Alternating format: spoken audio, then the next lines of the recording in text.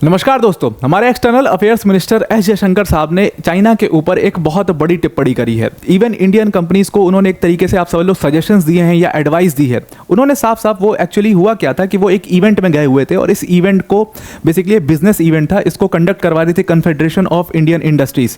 और इस इवेंट में एस जयशंकर साहब से सवाल पूछे गए कि चाइना को ट्रेड में, जैसे चाइना के सबसे अच्छे ट्रेड पार्टनर हो गए तो हमारी इतनी ज़्यादा स्ट्रैटेजिक प्रॉब्लम्स चल रही हैं, बॉर्डर के इशूज़ चल रहे हैं, ईस्टर्न लद्दाख का इशू चल रहा है, इन सब चीज़ों के बीच में भी हम चाइना के साथ में ट्रेड कर रहे हैं और आप इन ट्रेड पर क्या करते हैं? इंडियन कंपनीज जो इन चाइनीज कंपनीज के साथ बिजनेस कर रही हैं, तो इस पर आपका क्या सोचना है? तो इस पर बहुत अच्छी बात एस जयशंकर साहब ने कही और ये सोचने वाली बात है। बीइंग एन इंडियन सिटीजन आपको भी ये चीज़ सोचनी चाहिए। उन्होंने कहा कि आप सोचिए कि हम एज अ कंट्री हमने कभी ट्रेड वॉर को प्रमोट नहीं किया है। ट्रेड वॉर का मतलब मेरा क्या है? जैसे आपने देखा कि चाइना के अंदर में क्या चल रहा है, चाइना जो है वो बदनाम है इस चीज़ के लिए, चाइनीज़ गवर्नमेंट बदनाम है इस चीज़ के लिए कि कोई भी बाहर की कंपनी जाती है अगर चाइना में वर्क करने, तो जब तक वो कंपनी काम कर रही होती है, उसकी मोनोपोली होती है, तब तक तो चाइनीज़ गवर्नमेंट उस कंपनी को बहुत सपोर्ट करती है।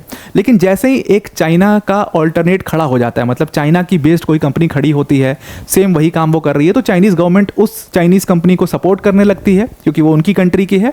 और जो दूसरी कंट्री से कंपनी आई होती है यहाँ पर काम करने, उनको वेरियस तरीकों से परेशान कर रही होती है। इसका जीता जाता एग्जांपल तो हमारे इलॉन मस्क की टेस्ला ही है, जो आपको पता है कि अभी कुछ दिनों पहले हमने वीडियो भी कवर किया था कि इलॉन मस्क की टेस्ला को एक्चुअल में प्रॉब्लम्स कैसे उनके लिए क्रिएट की जा रही हैं और इसी को लेकर के इलॉन मस्क बार बार चाइना भाग के जा रहे हैं, वहाँ के प्रीमियर से मिल रहे हैं, काफ़ी परेशान है इस चीज़ के लिए। तो इसी चीज़ को उन्होंने बोला कि दूसरी कंट्रीज परेशान करती हैं। और आप चाहे यूएस की बात ले लो, यूएस को देखो कि यूएस ने टैरिफ्स बढ़ा दिए चाइनीज़ कंपनीज के ऊपर, चाइनीज़ गुड्स के ऊपर। तो वो सारी चीज़ें क्या कर रही हैं? ये सारी चीज़ें ये बताती कि एक तरीके का अभी ट्रेड वॉर चल रहा है। आज के टाइम पर कई तरीके के वॉर चल रहे हैं, जैसे आपने देखा होगा कि वाटर वॉर है, जैसे ट्रेड वॉर है, इन्वायरमेंट वॉरफेयर भी है। ये सारी चीज़ें हम डिटेल में कभी कभी जैसे जैसे वीडियोस आएंगी, न्यूज़ आएंगी, डिस्कस किया करेंगे। यहाँ पर ट्रेड वॉर को समझते हैं। तो ट्रेड वॉर चल रहा है एक तरीके से चाइना, यूएस, रशिया, इन सारी कंपनीज, ईरान, इन सारी कंट्रीज़ के बीच में। तो उसमें उन्होंने कहा कि India has always been a neutral country. अगर आप ट्रेड की बात करो तो हमने कभी भी इंडियन कंपनीज़ को मना नहीं किया कि आप चाइनीज़ कंपनीज़ के साथ काम मत करो। हमने बीइंग एन गवर्नमेंट हमने कभी प्रोहिबिट नहीं किया। हम सिर्फ इतना रिक्वेस्ट करते हैं या हम इतना एक्सपेक्ट करते हैं इंडियन कंपनीज के साथ कि एटलीस्ट उनको एक बेसिक नेशनल सिक्योरिटी फिल्टर तो लगाना ही चाहिए। अब नेशनल सिक्योरिटी फिल्टर क्या है भाई? चाइनीज कंपनीज अगर आपके देश के नेशनल सिक्योरिटी के लिए खतरा है तो at least being an Indian citizen आपको उनके साथ काम नहीं करना चाहिए। फॉर एग्जाम्पल उठाते हैं, सबसे बड़ा एग्जाम्पल तो जीता जागता टिकटॉक है। अभी टिकटॉक को देखो आप, साल 2020 में बैन कर दिया गया था इंडिया से। क्यों बैन किया गया था? क्योंकि इंडियन गवर्नमेंट को शक था कि टिकटॉक के थ्रू चाइना जो है वो स्पाई करता है, वो डेटा पायरेसी में बहुत ज़्यादा इन्वॉल्व रहता है। और सिर्फ टिकटॉक ही क्यों, बहुत सारे ऐसे ऐप हैं। एक ऐप आया करता था पहले, यूसी ब्राउज़र, आपने सुना होगा, बहुत बड़ा ऑल्टरनेट था वो गूगल ब्राउज़र का। तो उसके ऊपर भी ये इल्ज़ाम लगे थे कि यूसी ब्राउज़र के थ्रू बहुत सारे डेटाज जो हैं लोगों के वो सेव किए जाते हैं और चाइना उनको अलग तरीक़ों से यूज़ करता है। देखो आज का टाइम जो है ना, आज के टाइम टेक्नोलॉजी का टाइम है और इसमें जिसके पास जितना बड़ा डेटा बेस होगा उसको वो उस तरीके से इस्तेमाल करके अपना लिवरेज ले सकता है। तो आज जैसे फॉर एग्जांपल आपने देखा होगा कि आपके पास कभी इंश्योरेंस कंपनी का कॉल आ जाता है इंश्योरेंस पॉलिसीज़ के लिए, कभी आपके पास किसी क्रेडिट कार्ड कंपनीज का कॉल आ जाता है। तो ये कॉल कैसे आ रहा है? फिर आप ये सोचते होगे कि मैंने तो यार इस इंश्योरेंस कंपनी में कभी गया ही नहीं, मैं कभी इनको अप्रोच ही नहीं किया, तो इनके पास मेरा number at the first place कैसे आ गया? इनको मेरा नाम कैसे पता? इनको ये कैसे पता कि मैं जॉब करता हूँ, कहाँ जॉब करता हूँ ये भी पता है, मेरी कितनी सैलरी है ये भी पता है। तो ये तो बहुत ज़्यादा डेटा हो गया, कैसे पता है उनको ये सारी चीज़ें? तो बहुत लाइकली चांस ये होंगे कि आपने कहीं पर अपना डेटा फीड किया होगा, किसी ऐप में आपने अपने डेटा फीड किया होगा और उस सो कॉल्ड कंपनी ने आपका डेटा बेच दिया होगा किसी इंश्योरेंस कंपनी को या किसी क्रेडिट कार्ड की कंपनी को। और ये बहुत ज़्यादा, बहुत वेरी स्केल पे होता है। और इसी चीज़ को देख करके इंडियन गवर्नमेंट ने साल 2020 में बहुत सारे ऐप्स को बैन किया था कि उनके ऊपर शक था कि ये स्पाई करते हैं, और वो मोस्टली ऐप्स जो थे वो चाइनीज़ ऐप्स थे।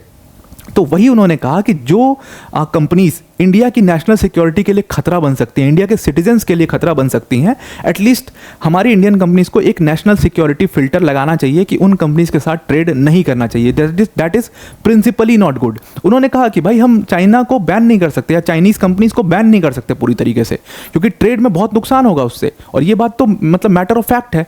लेकिन अगर आप बीइंग एन इंडियन सिटीजन आप जान जाओगे, आपको ये सारी चीज़ जागरूक हो जाओगे कि आपको ये सारी चीज़ें समझ आने लगेंगी, तो आप खुद ही ट्रेड नहीं करोगे या खुद ही उन गुड्स को प्रीफर नहीं करोगे। फॉर एग्जाम्पल एक छोटा सा एग्जाम्पल और देता हूँ आपको। जैसे हम फ्रांस का वीडियो कवर कर रहे थे, तो फ्रांस की वीडियो में क्या हमने कवर किया था कि कैलिडोनिया के अंदर में उन्होंने एक इमरजेंसी लागू कर दी है, और इमरजेंसी लागू करने के ठीक बाद उन्होंने टिकटॉक को बैन किया सबसे पहले। अब ये टिकटॉक बैन ना बहुत सारे देशों में कोशिश चल रही है, जैसे यूएस के अंदर में एक पूरा बिल लाया गया टिकटॉक को बैन करने के लिए। फ्रांस ने भी सेम चीज़ करी। क्यों करी? एक तो रीज़न ये था कि उनको ये लग रहा था कि टिकटॉक को यूज़ करके लोग इसको एक प्लेटफॉर्म बना लेंगे और इस प्रोटेस्ट को इंटरनेशनलाइज करने की कोशिश करेंगे, तो एक तो उन्होंने इसलिए कर दिया।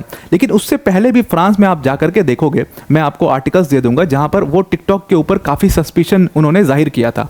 उनको ऐसा लगता था कि ये टिकटॉक ऐप जो है ये लोगों का डेटा जो है वो पायरेसी करके और चाइना जो है उस डेटा को यूज़ करता है, और चाइना के पास अभी दुनिया के बहुत सारे देशों के जो सिटीजन्स हैं उनका बहुत बड़ा डेटाबेस है। इसीलिए चाइनीज़ कंपनीज बहुत ज़्यादा इन डेटास को बेचने के लिए काफ़ी बदनाम है। तो उसी चीज़ के ऊपर उन्होंने बोला कि ये कंपनीज जो हैं ये बेसिकली चाइना की गवर्नमेंट के लिए काम कर रही हैं, इसलिए नेशनल सिक्योरिटी के लिए ठीक नहीं है। तो जो कंपनीज आपकी नेशनल सिक्योरिटी के लिए ठीक नहीं है तो आप उनसे मत करिए ट्रेड। आगे चल करके उन्होंने बहुत अच्छी बात बोली कि being an Indian citizen at least आप एक काम कर सकते हो कि आप manufacture in India, source in India and procure from India. ये बेसिकली एक तरीके की टैगलाइन है। उन्होंने कहा कि आप एटलीस्ट इंडियन कंपनीज को प्रीफर कर सकते हो चाइनीज़ कंपनीज के ऊपर, अगर आपके पास ऑप्शन अवेलेबल है। उन्होंने बहुत अच्छी चीज़ ये कही कि भाई हम तो बैन करते नहीं है किसी भी चाइनीज़ कंपनीज को, लेकिन अगर आपके पास ऑप्शन है तो आप कम से कम वहाँ पर इंडियन कंपनीज को प्रमोट कर सकते हैं, वहाँ पर इंडियन कंपनीज को पे भरोसा कर सकते हैं। बिकॉज क्योंकि आप एक इंडियन सिटीजन हो और वो कंपनीज भी इंडियन कंपनीज है। अगर उनका गुड्स अच्छा है तो आप एटलीस्ट उनको ट्राई करिए। फॉर एग्जाम्पल जैसे मैंने आपको उस दिन बोला था कि टेस्ला इंडिया में नहीं आई तो अच्छा है, because we have our own Mahindra and Tata now and they are also making electric vehicles, so we can at least have them, और वो इंडियन कंपनीज हैं तो देश का पैसा देश में होगा। तो ये सारी चीज़ें क्यों बोलते हैं हम? इससे हमें कोई फ़ायदा नहीं है। बीइंग एन इंडियन सिटीजन हमें कोई फ़ायदा नहीं है, मतलब हमें महिंद्रा या टाटा आकर के घर पे पैसे थोड़ी दे देंगे, या हमें स्पॉन्सर थोड़ी कर रहे हैं महिंद्रा टाटा। लेकिन इंडियन सिटीजन होने के नाते आप एटलीस्ट इंडिया को प्रमोट करते हो। जैसे बहुत छोटी से एग्जांपल देता हूँ, आप अपनी फैमिली को प्रमोट करते हो, जैसे आप अपने रीजन के किसी को प्रमोट करते हो, ठीक वैसे ही आप अपनी कंट्री को भी प्रमोट कर सकते हो दूसरी कंट्रीज़ के ऊपर ऑब्वियसली। लेकिन ये बात भी मैटर ऑफ फैक्ट है और इसको आपको मानना पड़ेगा कि कई जगह पर चाइनीज़ गुड्स जो हैं बहुत सस्ते होते हैं, और उनकी क्वालिटी ये, वो डंपिंग के लिए तो माना जाता है चाइना, तो उनकी क्वालिटी ये है कि वो इतने सस्ते होते हैं कि आपको सोचना पड़ता है। और जैसे इसका सबसे बड़ा जीता जागता एग्जांपल तो हम सबके, आपके हाथ में, मेरे हाथ में, सबके हाथ में एक मोबाइल फ़ोन है, वो सबसे बड़ा इसका जीता जागता एग्जांपल है। मोबाइल इंडस्ट्री को तो चाइना ने पूरी तरीके से कैप्चर किया हुआ है। क्यों? क्योंकि सिर्फ कॉस्ट के बेसिस पर उसने इस पूरी इंडस्ट्री को कैप्चर किया हुआ है, और ऐसी बहुत सारी इंडस्ट्रीज हैं जिनको वो कैप्चर किया हुआ। गेमिंग इंडस्ट्री को लार्जली कैप्चर किया हुआ है चाइना ने। फॉर एग्जाम्पल एक गेम आया था इंडिया के अंदर में पबजी, उसको क्यों बैन किया गया था? उसको भी इसी कारण से बैन किया गया था, और उसको बाद उस कंपनी को दूसरी कंपनी ने टेक ओवर किया, उसका नाम चेंज हुआ, किसी बैटल ग्राउंड के नाम से आज इंडिया में चल रहा है वो। तो इस तरीके की चीज़ें जो है वो चाइनीज़ कंपनीज बदनाम है इन चीज़ों के लिए, और लगातार वो इस चीज़ में लिप्त रहती हैं। तो इसीलिए उन्होंने कहा कि एक नेशनल सिक्योरिटी फिल्टर रखो, चाइनीज़ कंपनीज के साथ आप खुद ही मत ट्रेड करो, इंडियन गवर्नमेंट को ज़रूरत ही ना पड़े उसको बैन करने की, और हम कर भी नहीं सकते क्योंकि हमारे वो हालात भी नहीं है ना कि हम बैन कर दें और हम इतना बड़ा डेंट झेलें अपनी इकॉनमी के ऊपर। तो ये सारी चीज़ें बीइंग एन इंडियन सिटीजन आपको सोचनी चाहिए। जिन्होंने उनसे क्वेश्चन पूछा था जयशंकर साहब से, उनको जवाब देते हुए उन्होंने। अब वीडियो में आगे जाने से पहले एक छोटी सी अनाउंसमेंट है अनअकैडमी टीम की तरफ से, दैट अनअकैडमी टीम ने अपनी वर्ल्ड अफेयर्स की ऑडियंस के लिए एक घंटे की पावर पैक्ड मास्टर क्लास रखी है जियो पॉलिटिक्स के ऊपर। और ये क्लास की खास बात यह है कि ये पूरी तरीके से फ्री और लाइव होने वाली है। अब इस मास्टर क्लास में जियो पॉलिटिक्स, ये कोर जियो पॉलिटिक्स की क्लास होगी। इसमें कुछ भी इधर उधर की हम बातें नहीं करेंगे। इसमें हम डिस्कस करने वाले हैं जियो politics of the cold war. और कोल्ड वॉर जियो पॉलिटिक्स को अगर आप समझ लेते हो तो present day new world order में क्या चल रहा है वो सारी चीज़ें आपको समझ में आ जाएंगी। रशिया यूक्रेन का वॉर, इजराइल का इशू, मिडिल ईस्ट में क्या इशू चल रहा है, अफ्रीका में क्या इशू चल रहा है, ये सब कुछ इसी कोल्ड वॉर जियोपॉलिटिक्स से स्टार्ट होता है। तो इसको अगर आप समझते हो, काफ़ी डिटेल में इस पर डिस्कस करेंगे, और तो आपको न्यू वर्ल्ड ऑर्डर भी समझ में आ जाएगा, और न्यू वर्ल्ड ऑर्डर की जितनी भी घटनाएं हैं वो सब कुछ आपको अपने आप में समझ में आ जाएंगी। उसके बाद हम एक बहुत इंपॉर्टेंट कॉन्सेप्ट इसमें और डिस्कस करेंगे कि किस तरीके से हमारी जो दुनिया है वो जियो पॉलिटिक्स से शिफ्ट होकर के जियो इकोनॉमिक्स पर पहुंची, या जियो इकोनॉमिक्स का आज की डेट में क्या रेलेवेंस है। जो हम पूरा वीडियो में बात भी कर रहे हैं ट्रेड वॉर और ये सारी चीज़ें, तो इसका रेलेवेंस क्या है और किस तरीके से ये कितना इंपैक्ट डालती है, ये सारी चीज़ें काफ़ी डिटेल में हम इस मास्टर क्लास के अंदर में डिस्कस करने वाले हैं। बहुत मज़ा आएगा, लाइव क्लास होगी ये। तो इस पर फ्री ऑफ कॉस्ट रजिस्ट्रेशन है, इस पर ज़रूर से ज़रूर आप रजिस्टर करिए। डिस्क्रिप्शन में हमने इसका लिंक भी दे दिया है। अब ये जो लाइव क्लास होगी 21 मई को होगी, 7 बजे शाम को ये लाइव हो जाएगी। तो इसको ज़रूर से ज़रूर आप ज्वाइन कर लीजिएगा। फ्री ऑफ कॉस्ट रजिस्ट्रेशन है, डिस्क्रिप्शन में इसका लिंक दिया ही हुआ है। अनअकैडमी के प्लेटफॉर्म पर ये क्लास कंडक्ट की जाएगी। अब वीडियो पर वापस आते हैं। अब उन्होंने एक बहुत बड़ा एग्जाम्पल दिया इस पूरी चीज़ के अंदर में चाइना को लेकर के। उन्होंने कहा कि भाई आप खुद सोचिए कि जो हमारी इकोनॉमिक एक्टिविटीज़ होती हैं वो हमारे जो स्ट्रैटेजिक इंटरेस्ट है उसके साथ अलाइन करनी चाहिए। ये बहुत ज़्यादा इंपॉर्टेंट है और ये प्रेजेंट डे में तो और ज़्यादा इंपॉर्टेंट है, क्योंकि जियोपॉलिटिक्स में अभी बहुत कुछ चल रहा है।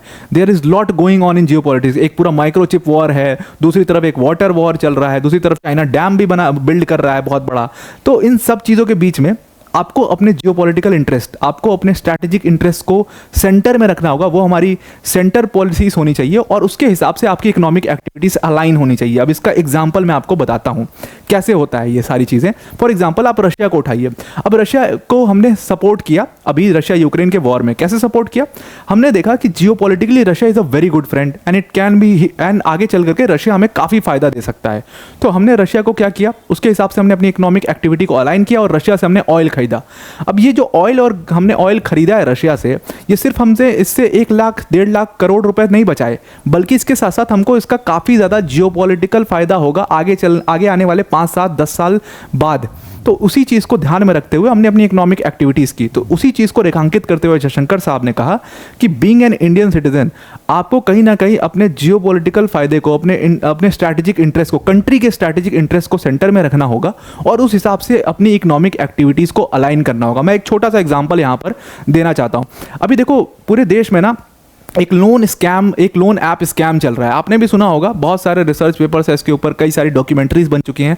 और ये प्रॉब्लम सिर्फ हमारे देश में नहीं है, श्रीलंका में बहुत बड़ी मात्रा में ये प्रॉब्लम, और भी बहुत सारी कंट्रीज़ में है ये प्रॉब्लम। कोरिया में ये प्रॉब्लम जा चुकी है, भीषण कोरिया में प्रॉब्लम जा चुकी है, सिंगापुर में है, मलेशिया में है, मतलब ग्रेटर एशियन सब कॉन्टिनेंट में आप समझ लो ये प्रॉब्लम हर कंट्री फेस कर चुकी है।